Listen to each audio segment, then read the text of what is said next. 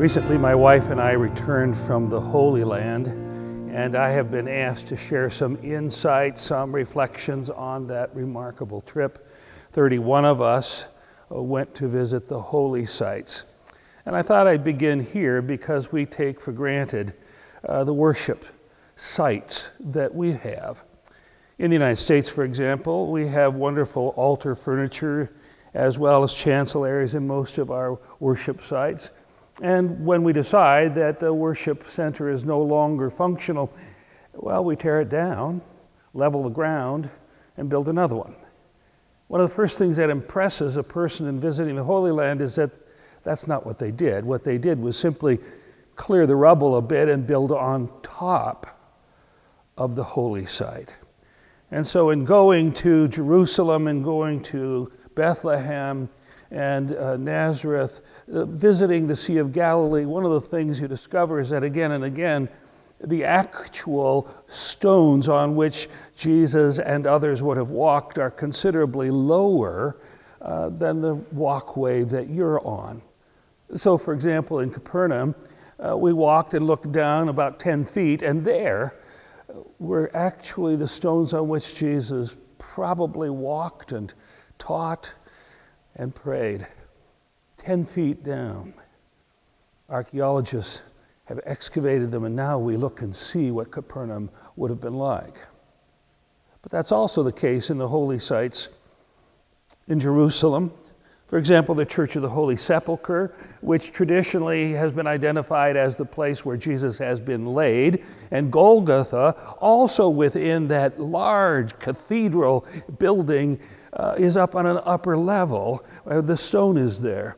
But to get to the place where Jesus was laid, you come down into a funnel and walk down, and as you enter in, you see a place, a rock that's been identified as perhaps where Jesus was laid.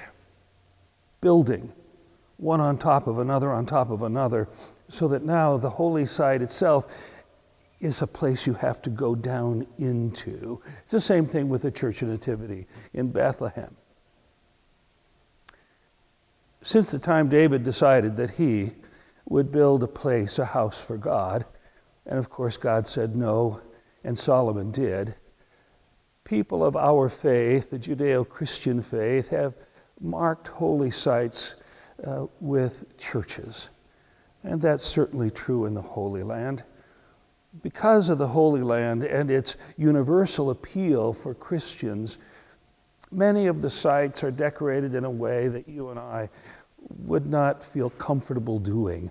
So the Church of the Holy Sepulchre, for example, is filled with beautiful gold and silver and iconography and painting. And to some of us as Protestants, it can seem a bit overdone, a bit too much.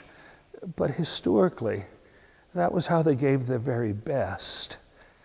It was to give the most valuable and precious to mark this place where Jesus was either crucified and lain or born.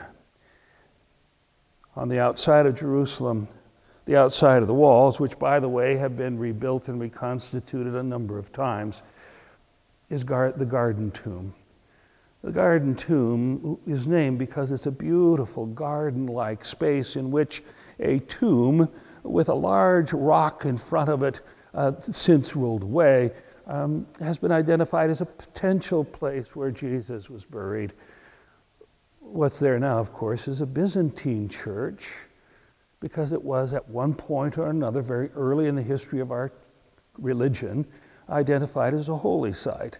And the rock outcropping at one time looked like, well, a skull, and they thought it might be Golgotha. We really don't know where Jesus was crucified or laid. You can choose the Church of the Holy Sepulchre or the garden tomb.